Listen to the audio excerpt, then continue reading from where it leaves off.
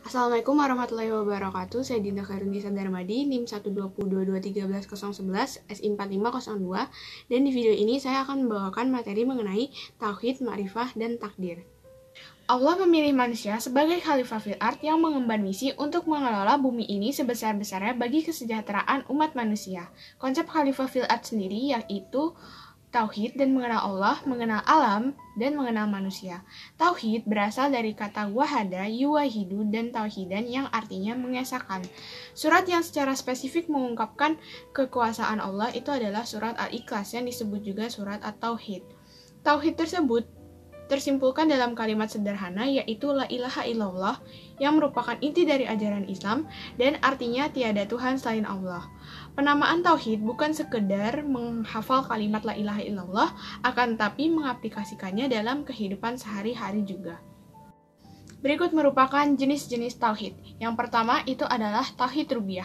Tauhid Rububiyah bahwa Allah lah satu-satunya pencipta, pemelihara, pengatur, dan pemberi rizki bagi semua makhluknya. Yang kedua ada Tauhid Mulkiyah bahwa Allah sebagai Al-Malik, yakni sebagai penguasa mutlak. Allah bukan Tuhan yang zalim dan sewenang-wenang, tetapi ia adalah pelindung yang sangat cinta dan sayang kepada makhluknya, hakim yang mengadili, memvonis, dan memutuskan dengan keputusan yang mutlak dan adil. Lalu Raja yang memberi perintah dan larangan. Yang ketiga ada Tauhid Uluhiyah, pandangan bahwa tidak ada yang patut disembah kecuali Allah Subhanahu wa taala. Yang keempat ada Tauhid Asma wa Sifat. Kata asma adalah bentuk dari kata ismun yang berarti nama. Asma Allah berarti nama-nama Allah. Tauhid asma dan sifat adalah pengakuan seorang hamba tentang nama dan sifat Allah yang telah dia tetapkan. Lalu yang terakhir ada Tauhid Ibadah, yakni adalah mengesankan Allah dalam ibadah atau penghambaan. Tauhid ibadah akan terjadi apabila tauhidullah telah tercapai. Lalu selanjutnya mengenai urgensi mengenal Allah. Allah sering kita sebut-sebut dalam kalimat syahadat, bahkan sudah akrab di telinga dan lidah kita, tapi pernahkah kita mengukur sejauh mana pengenalan kita kepadanya? Cukupkah mengenalnya dengan mengetahui dan menghafal nama-namanya dan sifatnya di luar kepala saja? Menurut Ibnu Qayyim, kitab Al-Fawaid, bahwa makrifah yang benar yaitu pengenalan yang dapat menimbulkan perasaan malu, kecintaan, keterikatan hati, kerinduan yang dalam, taubat, kedekatan, dan hanya berharap kepadanya. Lalu sekarang kita akan membahas mengenai makna dan mengenal Rasul Muhammad SAW. Makna Rasul secara bahasa itu berarti utusan. Dalam istilah syar'i, Rasul adalah laki pilihan yang diutus Allah dengan membawa risalah kepada umat manusia. Apa saja fungsi Rasul? Yang pertama membawa risalah dari Allah Subhanahu wa taala dan menjadi teladan dalam menerapkan risalah. Lalu, tugas Rasul adalah mengemban risalah dakwah, mengajarkan kepada umat cara ibadah yang benar, dan menyampaikan pedoman hidup atau ad-din. Bagaimana sifat-sifat Rasul? Ini dia sifat Rasul. Yang pertama, manusia biasa, terpelihara dari kesalahan dan dosa, jujur, cerdas, amanah, tabligh, dan komitmen. Lalu selanjutnya kita akan membahas mengenai makna takdir. Berikut merupakan pengertian dari iman, qada, dan qadar.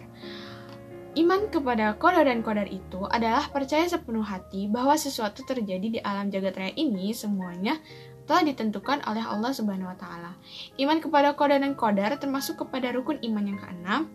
Nah, rukun iman itu kan yang pertama ada iman kepada Allah, pada malaikat, kitab-kitabnya, para rasul, hari akhirat, dan kita percaya kepada qadar yang baik maupun yang buruk. Lalu ini adalah mengenai jenis-jenis takdir.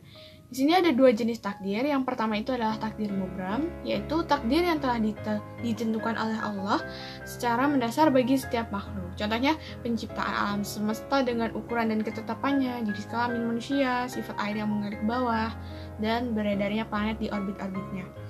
Terus yang kedua itu adalah takdir mu'alaq atau takdir yang pelaksanaannya dipengaruhi oleh usaha manusia. Lalu pembahasan terakhir ini adalah hikmah memahami takdir. Berikut saya jabarkan apa saja hikmah dalam memahami takdir, dan kesimpulan dalam beriman kepada takdir itu sendiri adalah memberikan dampak positif pada kehidupan kita, mengantarkan berbaik sangka pada takdir Allah Subhanahu wa taala, lalu kita dapat optimis dalam menjalani kehidupan kita dan enggak mudah berkeluh kesah. Demikian akhir dari video saya. Terima kasih atas perhatiannya. Mohon maaf jika ada salah kata. Semoga bermanfaat bagi kita semua. Wabillahi taufiq wal hidayah. Wassalamualaikum warahmatullahi wabarakatuh.